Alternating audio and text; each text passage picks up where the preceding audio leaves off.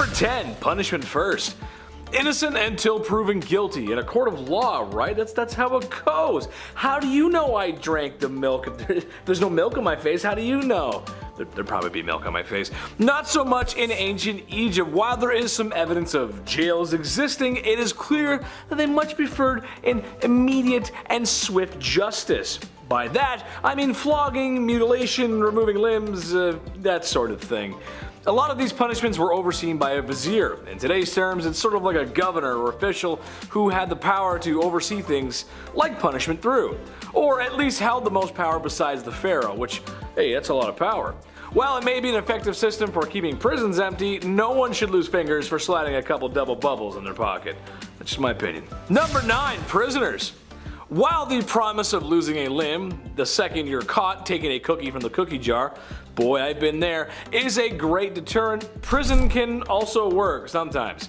It should be noted that Egypt developed a system of law and order 4,000 years ago, which is, well, a long time ago and very impressive. For anyone taking the bar exam, that should be your answer under why take on law. Because the Egyptians did it first, why not? They do it, it's probably cool. So it makes sense that they did have some prisons. There's depictions of prisoners in drawings and figurines, surprisingly, oftentimes having their arms bound to their back like a good episode of Cops. And a leash around their neck with ropes and, well, it just looks a little strange and weird. Given that most criminals were done on the spot, it's not hard to imagine that the Egyptians were cruel to their prisoners, and they were. It was not good. They should be cancelled. That should be cancelled, them. Number 8. Court.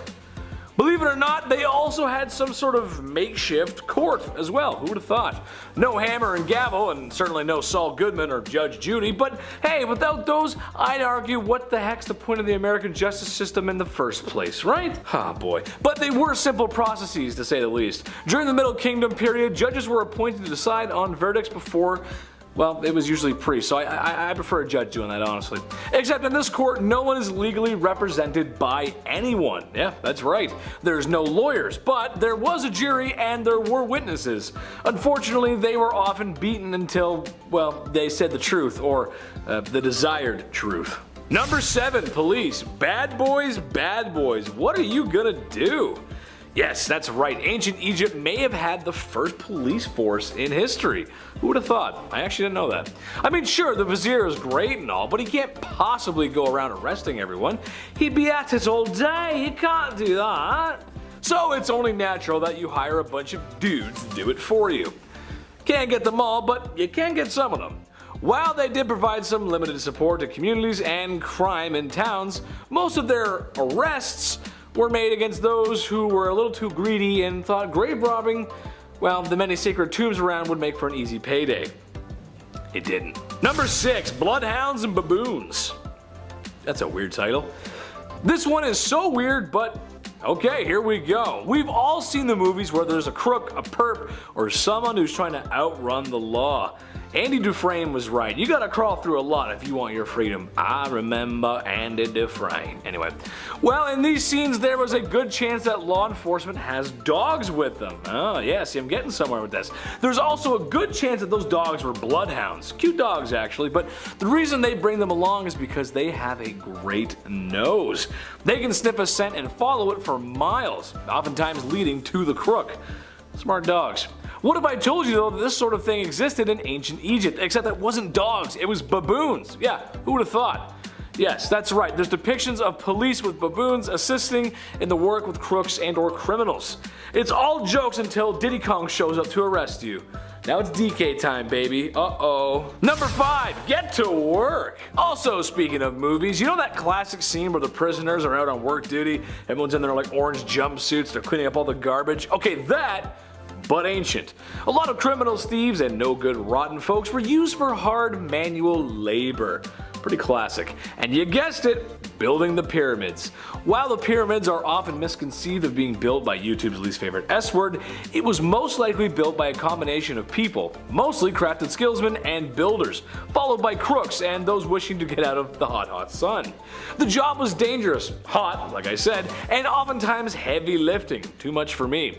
While normal workers were granted 2 days off a year because it is backbreaking work, the criminals were tasked with quarrying stone with no no days off. No machines, no iron tools. I mean, it's all, oh man, that must be awful. Just the worst. Just the worst. Number 4, tarnished reputation. This one actually makes a lot of sense, really. Depending on how heinous the crime is, you wouldn't want this for stealing some bubblegum.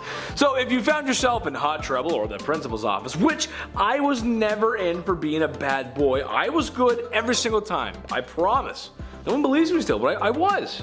The vizier or government would keep track of who's been sneaking into tombs like Laura Croft. Hence, they could use this information to tarnish your reputation. It was also used against false witnesses and those wishing to gain something from a legal situation. Those that wish to bear false witness would immediately have something amputated because that's the law around here, partner. Number 3, Fair Pharaoh. The Great Pharaoh Bucharest is an interesting subject to say the least. First off, I had to say his name a couple times before I really understood what was going on there. I blame the dyslexia, but that's just how it goes, baby. But secondly, he's the guy that takes power and goes, whoa, whoa, whoa, guys, maybe not so harsh. And I use this term lightly, but he improved human rights. Specifically improvements for prisoners who owe debt. Sounds like someone might have owed someone a few bucks himself. Interestingly enough, his laws were influenced by Greek laws, who then influenced more Greek laws, who those Greek laws influenced Roman laws, who then influenced our modern law. There's a big chain of events there. Trust me, it all matches up. Number 2, your nose knows. Knows to stay out of trouble. I saved this one for the bottom of the list because, well, it's just so awful and weird. In a town called Rhinocolora, not too far from Cairo, but 200 miles, was a town full of people with no noses. What? I know. This wasn't a Red Skull Comic Con convention, but a penal colony of sorts, maybe the first. These people were or had been accused of thievery, and for this they had their noses removed to show anyone who visited what kind of people they really were. In a world of infection and disease, I cannot recommend this. It's not a good idea. You probably wouldn't make it after they removed it. The name Rhinocolora, which literally translates to Clip Nose, the town of Clip Nose. That's not good. Number 1, in God's hands. Remember before I mentioned the priests used to handle verdicts? Well, it's crazier than you might think, actually. While the Pharaoh was top dog in ancient Egypt, and I mean he was top dog, you don't get past the Pharaoh. The gods controlled everything and the Egyptians worshipped their gods. Crops, weather, justice, I mean they did everything. So oftentimes the priest's verdicts would come down from the gods themselves. If that wasn't enough, the god Mahis was responsible for those criminals in the afterlife, where they would also receive comeuppance. Uh-oh, you're not safe anywhere. A sort of jail in the sky, if you will. Alcatraz has nothing on that. You're bad here, you're bad in the sky, you're bad everywhere, bad in the afterlife. So that's why, folks, you behave yourselves. Keep your nose, behave yourself. Number 10. Man eats underwear to avoid breathalyzer. In Alberta, Canada, there was a man in 1985 by the name of David Zerfleur. He was pulled over by RCMP officer for weaving on a snowy road after apparently drinking one night. He then decided to run from police after being pulled over on foot. It's literally every cop's dream. They're just sitting there, please run, yes! Of course they caught him and booked him for what intended on being an impaired driving charge. Whilst in the back of the cruiser, of course, David ripped the crotch out of his underwear to eat it. Couple things here. How do you even get that down? I can't swallow a Tylenol without choking. Apparently he didn't eat it. He spat it out after a while and was just kind of chewing on it. His theory was that the cotton might absorb the alcohol content before he got to the station to do a proper test. Which, when he got there, he was acquitted of all charges and blew a legal, respectful .8. He did it. I mean, first off, dick move for driving though, that's not cool. Very dangerous and very selfish. Best part comes weeks later at his hearing. Just so happened a group of grade 11 and 12 law students watching the hearing as a class. Just, you know, teenagers giggling the entire time. Of course they were teenagers. Order, order! Did you stuff your own tidy whities into your mouth? Objection, Your Honor, leading the witness. Number 9. Spider hostage. Look, I don't like spiders. This next guy on our list doesn't even respect spiders, okay? Paul Brian Smith, the man who has 3 first names. Back in 2012, Paul agreed to watch a friend's pet spider, which on paper at first I'm like, hey, gross, but I get it, that's awesome. A little bit of Home Alone vibes going on there. When the friend came to collect said furry friend, Paul held the spider ransom. Said if he didn't get $100, he'd swat the spider. He'd swat the spider. Sounds like a Spider-Man villain there. Like J. Jonah Jameson. Gonna swat the spider. In turn, Paul received 40 months in prison for burglary, theft, possession of drug paraphernalia, and more. Yeah, there may or may not have also been a person hiding in the closet when cops came around. This one's really bizarre. Can't really talk about the weird, awful extra details on this case. Paul Bryan Smith, give it a lookie once you're done here. Also, save the spiders, they're good. Number 8. A bath salts Christmas. An Ohio Christmas miracle. Sounds like a Christian rock group. A man by the name of Terry Trent was charged with breaking and entering a home at Christmas when he was arrested very high on little more than just Christmas spirit. The family arrived home and saw the man sitting on their couch watching some Christmas shows. While Dad's on the phone with police, the man apologized, thanked them for his stay, and calmly left. Family said that the man apologized after lighting a candle, fixing up their wreath, relaxing on the couch, and finishing up the last Christmas tree decorations. Ah, the spirit of Christmas.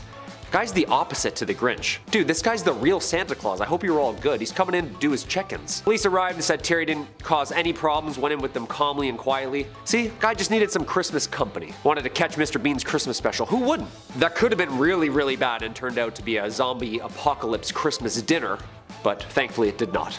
Also, it's Christmas. I've seen my aunts after some wine. It's pretty well the same thing, isn't it? Number 7. Photobomb. I love a good photobomb. I dug this one out of the archives. This is from 6 years ago at a bar. I'm a big fan of rooting a beautiful moment between two other friends. Friends? These are my friends. Sometimes photos catch great moments. Sometimes they catch not so smooth criminals as well. Back in October 2010, a Wisconsin man got caught trying to steal a tourist bag. This guy was caught in 4K. While he was stealing the bag, the owners of said bag were taking a selfie a few meters away. He's in the background taking the bag, just clear as day. It's so funny. He immediately was sentenced to 5 days in jail, obviously. The 69-year-old man's name is Glenn Lambright. Pretty ironic last name, seeing how easily he was caught. Mr. Lambright was also fined $500. Guy just gets caught in a boomerang. Number 6. Dances with lions. 32-year-old Maya Autry of Bronx, New York was caught on camera at the Bronx Zoo apparently taunting and dancing in a lions exhibit with a lion. She apparently calls herself the Lion Queen, and she has been seen on camera not once but twice, dangerously close to these cats inside the lions exhibit. She's lucky that this thing is tranked out of its mind, just chillin', bored. People will do anything nowadays for the gram. She's thrown some cash, threw a dozen red roses, and danced for the lion. You know, dinner and a show. The lion has been praying for a day where someone gets this bold. Apparently she gotten herself into the exhibit before and was handed a citation prior and a year ban before returning again. 2 counts of criminal trespassing. The video is great too. The lion's just sitting there. He's like, so you coming in or not? You just gonna stand there? Hey, you know the score of the Knicks game? No? Alright. Number 5. Banana theft. Thief. Banana thief. Theft? I don't know. Turns out bananas curse people, makes them do crazy things. This next couple is pretty odd. Here we go. Back in 2014, a Connecticut burglar drove his station wagon through the doors of a closed convenience store. He drove literally into a gas station, got out, stole a single banana, they peeled and then ate the fruit, and then fled the scene. That's right, nothing else was taken, no cash. I mean, there's obviously significant damage that has to be taken care of now, but the banana, the lone single banana, why? This isn't Mario Kart. You can't just throw a peel down and then make a getaway. You're gonna get caught. It's 2022, my guy. Keep your bananas safe, folks. These people are sick. For example, Number 4. Fruit fight. Florida resident Philip Joseph Smolsky was charged with assault and battery on his girlfriend for apparently using a banana to throw at her. Police were called on the morning of January 3rd, 2014, and Pasco County deputy noticed a red mark on the victim's head where she said she had been hit by a flying fruit. That's like the start of a Cops episode, you know? Just driving. 42 David, we're actually responding now to a banana in pajamas over on Affidavit Avenue. The arrest affidavit shows that the same deputy also found a banana in a nearby garbage can, and that parts of the peel were found on the ground near where the girlfriend was sitting. A clue. In addition to the domestic battery charges, he was also charged with attempting to resist arrest without violence. How do you resist arrest without violence? Just say no, like no thank you, politely a couple times? No, I'm okay, thank you. Police say that pepper spray then was used to apprehend Smolsky. Ouch. This is just like the origins of a villain story. Oh no, it's Mr. Potassium Man. He's like throwing banana peels. Don't slip. Whip. Number 3. Tattoos tell all. Sometimes you get a tattoo to remember a person, or a place, or a time. Sometimes you get a tattoo of a mountain. on your forearm because you like nature and being outside and that one trip that one time. Great, we get it, we love it. Every tattoo is meaningful in some way, sure. Well, thanks to those fond memories being drawn in ink, it was quite easy for California police to find the killer of a victim who had died 4 years prior. This killer, Anthony Garcia, decided to remember this horrible act after doing it by getting a tattoo of all the grim details right there on his chest. Yeah, police noticed the chest tats when taking Garcia's mugshot for another crime, much smaller than, murder, and that's where the tattoo stuck out to the police. They're like, wait a minute, we've been here before. The Christmas lights, the bent street lamp near the liquor store, this was the exact scene where the body was found 4 years prior. There was even a helicopter that looked angry depicting Garcia's nickname, Chopper. Yeah, I have a dragonfly for my mom. Yeah, I don't like needles, it's probably the only one. Number 2, reverse Santa. Ah, the old reverse Santa, huh? The old chimney sweep. Apparently this is way more common than I thought. A Maryland man who was asked to remain anonymous, due to the ongoing case of course, is facing charges in court recently as the police had to respond to 2 calls from the same house. The family apparently heard scuffling and coughing in the middle of the night from behind their fireplace wall and decided to reach out to authorities. But they were already beat to the chase by the man stuck in their wall. Yeah, I'd stay anonymous too. That's embarrassing. Guys just whispering directions to your house. Yeah, it's Bradshaw? Brad Bradshaw? Bravo? Romeo? Guy had to rat on himself. The fire department showed up, had to rip the wall down brick by brick to get Buddy out. Like, you wasted everyone's time, man.